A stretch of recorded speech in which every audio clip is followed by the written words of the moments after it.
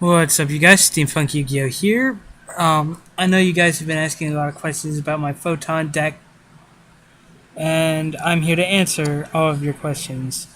I have currently two builds that I'm testing out with. One's a Chaos build, one's a Lad Control build, and these are some cards I'd like to talk about today in the deck, and I'd like to get your opinions.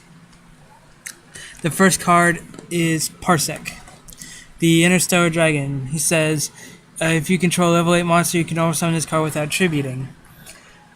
I don't really like this card in the deck anymore, just because you have to burn your normal summon on it. But I did think about playing him and Limit Reverse, but probably not. I don't run him anymore, but I want to know if you guys run him and what you guys think of him. The same with this guy. Radius, the Half Moon Dragon. Now, he says, if your opponent controls an Xyz monster, you special summon this card from your hand, and he becomes level 8. So what you basically do is you normal summon, or you special summon this guy, and then you normal summon Parsec, and then you go into Tankion or whatever. So yeah, I don't play these two anymore. I have a lot tighter monster lineup in my Pure, in my Lad Control build. But yeah, I don't really see the point in these two anymore because the deck just spams out level 8, so I get nothing with Guardian of Order and Galaxy Eyes and Galaxy Knight. You don't really need these two. Okay, so the next one I want to talk about is Schwarzwald. Schwarzschild. Whatever. The Limit Dragon. If your opponent controls a monster with 2,000 or more attack, you can special summon him from your hand. And he's a level 8 Dark monster, so you can play cards like Allure of Darkness, the ever so popular Dark Arm Dragon, and BLS. I play all of these cards in my Chaos build, of course. Schwarzwald can be traded and allured, and in this metagame, aside from like Ophion sitting there, you're gonna pretty much always be able to special summon this guy. Like if you're playing against Elemental Dragons and they have a Draco Sack, you can just special summon this guy. Or if you have or if your opponent has like a Big Eye or Priestess or something, you can just special summon this guy and do stuff. And it also gives the deck a lot more draw power with Allure, and then it gives it another boss monster in Dark Arm, Chaos Sork, or BLS. So let me know what you guys think about Schwarzschild. If you guys play him, and if not, tell me why. He also has 2,000 attack, so I guess he's not that bad. He also has 0 defense, so you can play Recurring Nightmare to get him back. I don't know why you would do that, but still, if that's your lingo, dance to it, I guess. I don't know. So yeah, if you guys play it or don't play it, tell me why you don't like it. If you have tried it before, and if you are playing it, tell me why you like playing it. I like playing it because it's a dark.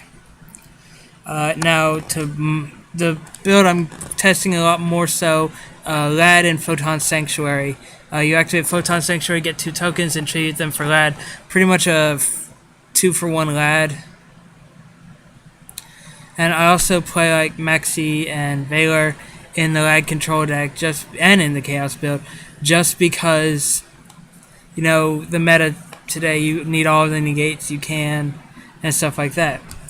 I'm starting to prefer the Lad build because Lad's just such a good boss monster, especially when you can easily just foolish off your Galaxy Eyes and bring Galaxy Eyes back with the Light and Darkness Dragon.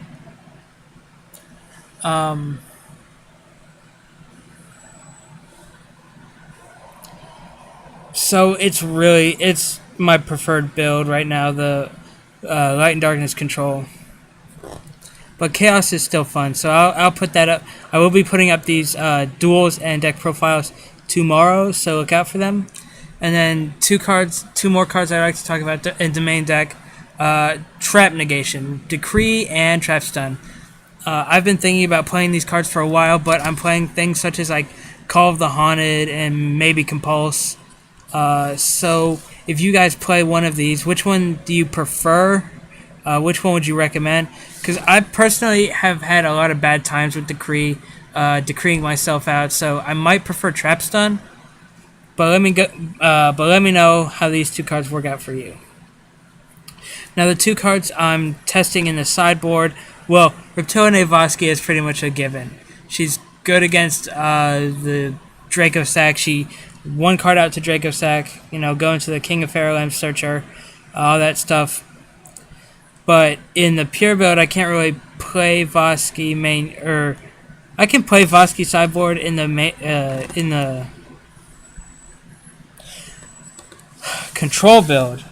Sorry, in the control build, but I prefer this other guy as opposed to her in the control build.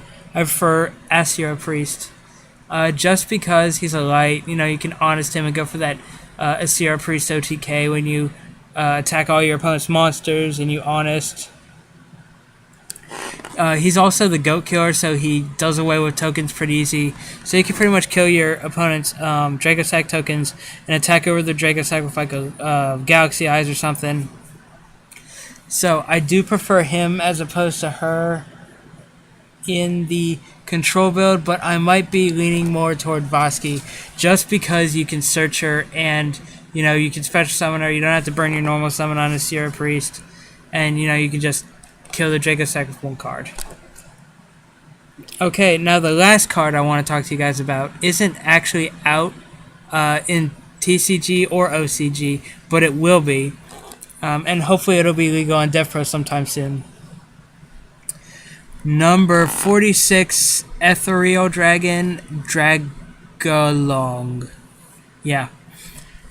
He's a rank 8, takes 2 Dragon-type monsters, level 8 of course, and his effect is once per turn, if this card is the only monster you control, you can detach one material, then activate one of the effects. Special summon a Dragon-type monster from your hand, target one Dragon-type monster your opponent controls and take control of the target.